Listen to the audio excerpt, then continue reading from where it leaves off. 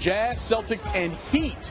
And when it comes to overall money, Utah, of course, has the advantage because they can offer him an additional year worth more than $40 million. But Miami and Boston may give him a faster route to the conference finals and then hopefully eventually the NBA finals. For more, we welcome back NBA reporter Chris Haynes alongside NBA analyst Antonio Davis. And Chris, yesterday the Jazz met with Hayward. Of course, that's his team. They're the last one to get eyes in front of him. 3 teams courting him. What impact would this have on the Jazz if Hayward decides to go to either the Heat or the Celtics? It would be brutal because you look at it from the standpoint of they brought in Ricky Rubio because behind the scenes Gordon Hayward requested that they acquire him. He wanted to play with a pass-first point guard. Then they re-signed one of his good friends, Joe Ingles. So they put themselves in position. So if Gordon Hayward is to vote, that leaves the Utah Jazz with a pass-first point guard who can't create his own offense around a lot of other players on that roster who can't create their own offense. So it would set the Utah Jazz organization back tremendously. That would be a nightmare scenario. So basically, they're all in, hoping Gordon Hayward resigns. And you got to give them props because they're going all in. They're showing, hey, we're committed. But, boy, they sure leaving themselves in a vulnerable state. Risk versus reward. All right, so the Celtics, Antonio, were not able to get either Jimmy Butler or Paul George through trades. If they don't get Gordon Hayward, what does it do for them? Well, looking at Tatum, you would think nothing. Okay. This kid came out and played some great basketball. But, you know, all this is about stacking those pieces. If your goal is to beat the Cleveland Cavaliers and you don't have a LeBron James, you need as many pieces around you as you can. And he was one of those pieces, a guy who can average 20 points a game, a guy who can go out there and create buckets and get his own buckets. He was that piece. And if it's not there, now it's just going to take them a little bit longer to figure out how to beat the Cavs. All right, so again, as I mentioned, the Jazz can offer Hayward a 5-year contract compared to just the 4-year deal that the Celtics and Heat can offer, which could result in $44.5 million in additional income for Hayward if he stays in Salt Lake. You take a look at the numbers respectively. Chris, what have you heard about how overall money, could impact Hayward's decision? Well, look, you have to remember, Boston fans, for the last 2 years, every time Gordon Hayward steps into the Garden, they've been praising and cheering him. It got to the point where Jay Crowder even tweeted out something saying, hey, man, like these are backstabbing fans or something along those lines. So he's going to be heralded there. He's in a bigger market. Remember, Utah, Salt Lake City, he doesn't get the exposure that he probably deserves. Right. He's a great player that we have in this league, man. And so I think he's going to make that money up in endorsements, just more visibility. It's going to be twofold. That won't be an issue at all. Think about it this way. If he could get $10 million endorsements annually while he's on the Boston contract, that makes up for the money he would have gotten 1 extra year in Utah. Over the course of 4 years, that's $40 million. So that could be a goal. Antonio, what do you think? There's just a lot of different scenarios you can look at. I always talk about those other factors. If wifey is happy, if the kids are happy, that's $10 million right there. So it really just all depends on all those other factors. And it shouldn't always be about the money. Right. Yes, it's about business and the situation, playing on the basketball floor. He's able to make more money in this market. There's ways you can make it up. It makes it tough for Utah, but I think for him, it's really a good scenario to be in. That's the thing, like, it's hard for us to put a number on the value he places on quality of life. Right. That means his quality of life is better in Miami or in Boston than Utah. Right. Good for he and his family. He can handle his own money. Good stuff from you guys. By the way, a lot of people are like, why is Gordon Hayward getting all this money? Well, he averaged nearly 22 points a game last year, shooting 47% on the field, where everyone knew he was the dude. Those other teams, a little more talent, he could get better even every more. Year. Exactly. These guys coming back on Coast to Coast a little bit later, but now we'll go over to Tony a little more. Back on SportsCenter, Michael Eaves, Antonieta Collins with you. So Kevin Durant is going to be making $25 million this season. Sounds like a lot of money, but KD is actually leaving money on the table, and he seems to be A-OK with it. The 2017 NBA Finals MVP will be taking a $9.7 million pay cut, essentially giving the Warriors the ability to recruit and retain their championship team. For more, we welcome in our NBA reporter Chris Haynes. Chris, KD taking this pay cut, why was he okay with it? Why was he okay with doing this? Wow. This is something that most people can't relate to, and I would say even most millionaires can't relate to. Even I think it came down to he feels really comfortable in his role with the team, in the organization's future plans. And I felt like this was setting the precedent because a lot of rival teams want to look at 2 years from now and look at Klay Thompson and Draymond hitting the open market, and they think that those guys are going to take off. Yeah. But if Kevin Durant is willing to take almost $10 million less, what do you think Draymond, Klay Thompson, what are they going to do when the time is up? So, and I think it also helps them to be able to keep retooling. And so, I mean, that's a generous gesture by him. Nobody expected him to take this significant of a pay cut. Yeah, he will have the 5th highest salary next season among players to agree to a contract so far. So in addition to Durant, the Warriors have also agreed to re-sign Steph Curry, Andre Iguodala, Sean Livingston, and David West, committing more than $328 million to those 5 players. Chris, what are you hearing about the next priority for the Warriors? Well, look, Nick Young. Swaggy P. Swaggy P. He is in play. Nick Young has the Golden State Warriors, from what I'm told, Golden State Warriors and New Orleans Pelicans knocking at his door. And I'm told he's torn between the two. But well, you know, it's a situation where in New Orleans, he has a potential to expand his role. They need a perimeter threat out there alongside DeMarcus Cousins and Anthony Davis. Golden State, you have a championship run, but the role will be kind of limited. So it's kind of a two-folded. But also, I'm hearing Jamal Crawford. He would possibly be involved in the 3-team trade that my guy Adrian Wojnarowski is reporting on, which would send Jamal to Atlanta. But I was told Jamal will seek an immediate buyout. He's not interested in being in any type of rebuilding situations. And once he gets that buyout, the Warriors are at the top of his list. The Warriors have the mid-level taxpayer exception of $5.2 million. That's what I'm hearing Jamal Crawford will be intrigued by, even though that would be a pay cut for him. But just the chance to be on the Warriors, that's just a salary that a lot of veterans are willing to take to be able to contend for a title. Well, the Warriors still have work to do, but on the right track to keep that team together. For more on the Warriors, we send it over to Michael. All right, Tony, Chris, good stuff. I got Tom Penn here with me, NBA front office insider, and he's also our salary cap guru through the touchscreen. So, again, we talked yesterday, Tom, about all the money that the Warriors are having to spend to keep this thing together. But now they got Kevin Durant in the fold. What does his signing do with that particular number do for Bob Myers in terms of what they're going to do with the rest of the roster? Okay, I'm going to start with Durant, but then end with Durant. Okay. Because we just saw the optionality that he had. And here's what I thought he was going to take, the 31.8 that would be him staying in his own slot, right, and that would come in. But I'm going to show you what they've done, knowing what they were going to get from him. Here's what they did. First priority was Steph Curry, the full boat. Right. They're spending this money. They knew then they could go give Andre Iguodala more than they expected at 14.8. Sean Livingston was day one. They got him done at $8 million. So you're seeing it tick up. Yep. Now they're out of cap room. They never really used cap room. But if they want to keep their gang together, you come down here and they brought in David West at $1.5 million. They're still the same team. And they could re-sign Zaza in his own slot at 3.5. I'm going to assume that, okay? Yep. Now let's go to what this next move might be. And this next move might be, what did we say, either Crawford or Nick Young. So Nick Young could come for the $5.2 million exception. I've put him at 5. Let's put him in there. You know, another option could be under this scenario, although it seems like a lot has to happen. Jamal Crawford all of a sudden could maybe be that player taking a big pay cut that comes in at 5. Well, he'd get the buyout. Right. So one of those guys comes in. Now go back where we started to Durant. So now they're over the cap, but now it's a tax story with Durant. So back to his optionality. Had he come in at the full 31.8, that cost them $42.7 million in luxury tax. Right. Now look at when he took his haircut, and he comes out here and he brings it down to, say, the $25 million that they were saying he's going to start at. Now look at that difference. Watch the number and how much he saved them. Wow. He saves them that much money that then gave them the flexibility to do these other things and then add more veterans, because now the Warriors are in this very expensive territory where it costs you $3, $4 per player dollar that you add. Right. Wow.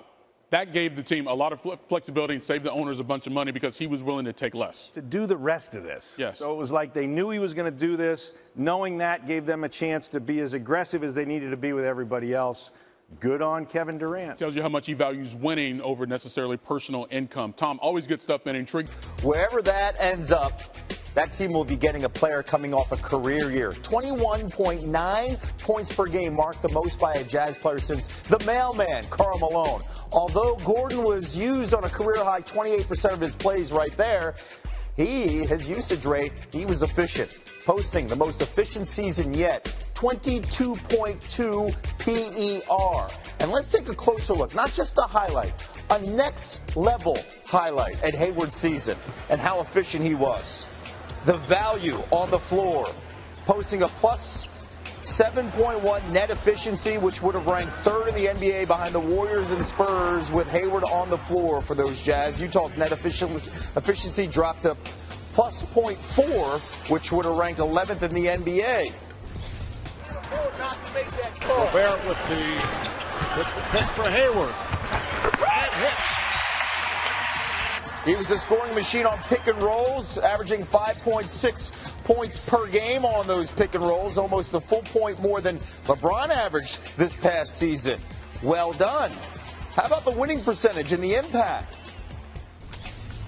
Wide open Gobert, skip it out to Hayward. Look at this ball movement. Beautiful George Hill, bang. It's great ball. Great shot. basketball. And when Hayward, Rudy Gobert, and George Hill all played, the Jazz posting a record of 28-12.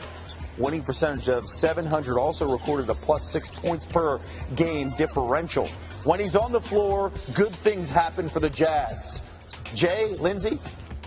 All right, Kev, thank you much. We welcome in Chris Haynes and Antonio Davis now. Chris, I want to start with you. What can you tell us about where we stand in the Gordon Hayward sweepstakes? Well, look, for the Utah in particular, they did everything they could to put themselves in position to bring back his services. It was well known behind the scenes that Gordon Hayward was pushing for the Jazz to acquire Ricky Rubio, a pass-first point guard. And then they also re-signed one of his good friends, Joe Ingles. So they're in position to say, hey, we've done everything. We've listened to your opinion. We've taken your critique.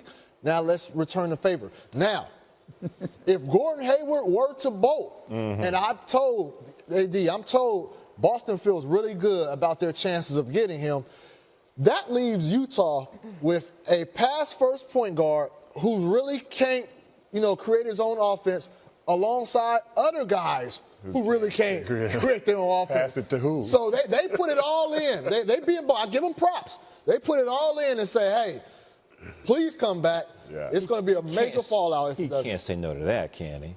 Yes, he can. Is he? Well, we talk about Miami over there. Come on, man. You got the beaches. You got the banners in Boston, the tradition. Man, hey, you're shaking your head. Why? Well, I mean, there's just other factors. I found myself in a similar situation in 2001, going back to Chicago, where Tim Floyd was, who originally recruited me out of college to UTEP. And then I had Orlando, where I had my summer home, which I definitely wanted to go back there. And then Toronto was able to offer me more money to go back to Toronto. So there's just other factors. It's not always about winning and losing. Sometimes your wife has a different value set in this decision-making process. So there's so many other factors that you have to factor in besides the business aspect. And I chose to go back to Toronto, but I think if I had it to do all over again, I think I would have. You chose the money. Yeah, because it's not like today. There's a huge difference between 30 and 60 and 130 and 160. I mean, $100 million is $100 million. So we would just take that one off the plate once you get to that type of money. But then you have to start factoring in all the other things. How much would playing for your legendary coach, Don Haskins, have weighed in? Because we know that Hayward would have an opportunity to play with Stevens, his college coach at Butler. It's huge. I mean, it factors into, just your mindset and that comfortableness of knowing your coach and the way he's going to let you play and allow you to play. That friendship, I'm sure that they had. But there's a huge difference, like you said, between being in Miami and being in Boston. I think Miami has a little bit of allure because, they have that big guy in the middle like he had in Utah. He had to Gobert. He had guys who, this up-and-coming young team is intriguing to me in the East, because now you have an opportunity to be trending up and one day find yourself in a position to get in the East. And that's the thing. That's the attractiveness about the East, is that Cleveland Cavaliers are one injury away from a key guy from allowing anybody into that path to see. We all think the Warriors in the finals. I'm talking about Toronto, Washington. If Phil just opens up, if he returns, which Utah hopes, it's facing Jimmy Butler. I forgot about Minnesota. It's all of them guys. It's stacked over there. It sounds like we're writing off Utah in this conversation. Well, just because you look at the other opportunities. I can't do that because just like AD took the money, the more money is in Utah. So you definitely have to weigh that. It's definitely a factor. Yes. But if Boston doesn't get him, people are going to be looking at Danny Ainge kind of strange, too. That's true. But I'll tell you one thing Gordon Hayward's not doing. He ain't taking $10 million less. Okay, Kevin Durant. I'll tell you that. Ain't doing that's that. For sure. You're still on that, man. It's like sour on that, right? That is $10 million. That's a team player. That's a drop in a bucket when you get up there, man. That's what I'm saying. 10,000, 10 million. You know what I'm saying? I mean, that's just. Come on, Haynes. You're better than that.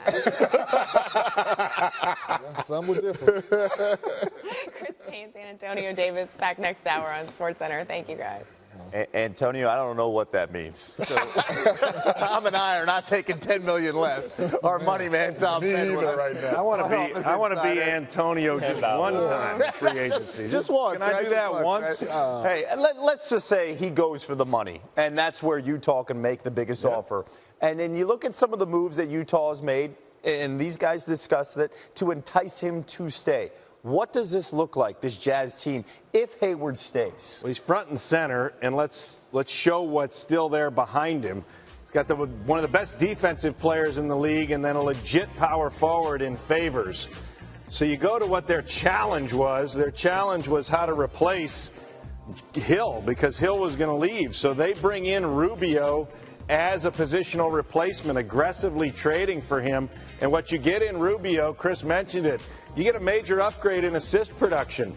9.1 per game. The leader in all the Jazz was George Hill's only 4.2. So he's going to get him the ball. Then they come and they bring back, well, Hood's already here, but Joe Ingles, they re-sign quickly. Give him a big number, 11.6 per year. Important to Hayward. Now you think about what else is there around Gordon Hayward. They can bring in off the bench another closer in Joe Johnson, right? Joe takes the pressure off. That's a bargain, Joe Johnson, too. He finishes. And Dante Exum is going to come along as a young player. He was a baby when they drafted him. So it's still all about Hayward and selling him on being in the center of all this.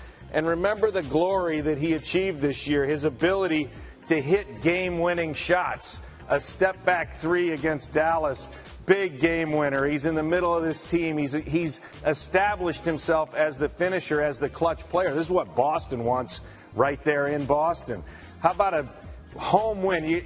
I'm playing this for him. I'm reminding him of this moment where he hits this huge shot against Cleveland.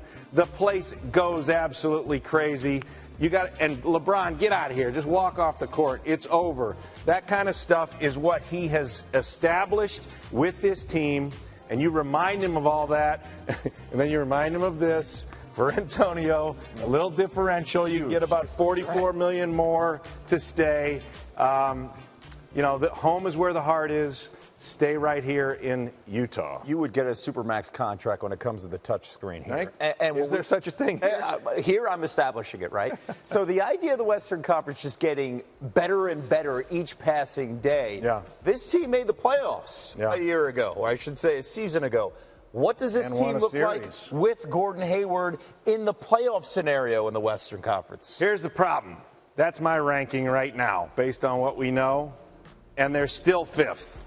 Because I think the Thunder have jumped them with the acquisition of Paul George, and they're not getting past the Warriors. You still got to put the Spurs ahead of them, so they still sit right there at fifth. So if I'm negative recruiting against Gordon, it's like, look, you're not going to get there with what you got. Yes. Because everybody else in the arms race in the West. So I still think they're right there where they were. They finished fifth. They had 51 wins, and they won a playoff series. Next step is to take them further, but it's going to be hard in the West. You mentioned negative recruiting. Maybe one of the pitches by the Celtics are, hey, you get to the East, You get a lot of young talent around you. You will be the man with IT, and you have a potential chance maybe getting into the Eastern Conference Finals. And maybe you pair up with this guy. Yes. And that is Jason Tatum. We saw him make his debut, the 3rd pick overall by the Celtics in the draft. And there's the #1 pick overall, Markelle Fultz. A lot of people thought he was going to be a Celtic. But the trade with the Sixers and then Tatum doing work inside. 6'8" frame out of Duke. And Danny Ainge's like, I like what I see.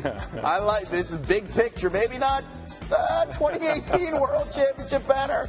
Maybe big picture down the road with these young guys surrounding Isaiah Thomas. Tatum doing work, and then Fultz as well. He was always in control here. First time we've seen him since February on the floor, and the outside shot, Kevin Durant taking notice. Heck of a start for this kid. This is what you want. Inside, outside, attack the basket, feathery jumper. Durant likes it. I like it. And then the defense, again. The point guard, 6'4", 195 pounds, and Joel liking what he sees. He's processing, and we're all trusting it. Shirley Temples for everyone. Fultz had 3 blocks, wingspan 7 feet. And then Tatum one-on-one. Beautiful shot. Silky smooth, less than 6 seconds to go. Clutch takeover play. This is what you want to see out of your rookie. Tatum on that final shot. You know, I just try to get back, to my sweet spot, mid-range, and, say a prayer and win it. Fultz with a chance to answer now. Down 1, the Sixers coaches said attack the rim. He did. He beat his man. It's the help defense led by Jaylen Brown, who had a monster night. The Celtics hold on to win 89-88. Great performance. Tatum with 21, Fultz with 17. Front office types like Danny Ainge, when they're watching a game like this, and we're seeing a lot of youngsters, 18, 19, 20 years old on the floor, what are they looking for specifically in a game like this? Flashes of brilliance. You want to see what you drafted, and you want to have hope for the future. You got to prove it to your coaches, and you got to prove it to your organization. Summer League matters. We say it really doesn't, but I'm telling you, you sit there and sweat every possession. I've been there. We had it with LaMarcus Aldridge, with Greg Oden, with all our young rookies. I've had it multiple times where you're sitting in the stands in Las Vegas and your owner is watching every possession, your coach is watching every possession, and you need that guy to perform and show what he's going to be. Yeah. And if you don't see it, you panic. That's amazing. It's true. Especially in July that you're evaluating that talent. And, Totally of course, matters. I can tell you for the fan bases in Philadelphia and Boston, they were all smiles last night. Good with start. what they saw from their guys. Tom Penn with us this morning. Lindsay? Thanks, That's what everyone. I'm talking about. Give it up. Hey there, happy 4th of July. Thanks for checking in with us before heading to that holiday cookout with Antonietta Collins. I'm Michael Eve. Happy birthday, America. Happy birthday, America. And Michael, do you know that a year ago today, Kevin Durant made the move to Golden State, and look at him now. Doing okay. A year later, he's doing what he can to keep the team together, and we're going to get into that in a little bit, but we're also going to talk about what happened in the Diamond. And first, our #1 and #3 NBA drafts in the pick in the NBA were in action, so we're going to get to that. Yeah, a little summer league action, maybe a preview of what we'll see from these guys once the regular season starts. Markelle Fultz, of course, thought he was going to be a Celtic, end up going to the Sixers in that trade, and he's got some stuff with them, according to KD. Little hezzy pull up. Yeah, kid's got game. And then later, Fultz getting it done on defense. What? Oh, you thought he was only one-dimensional? Kadeem Allen found out otherwise. Fultz finished with 17 points and 3 blocks in the summer league action. Tony.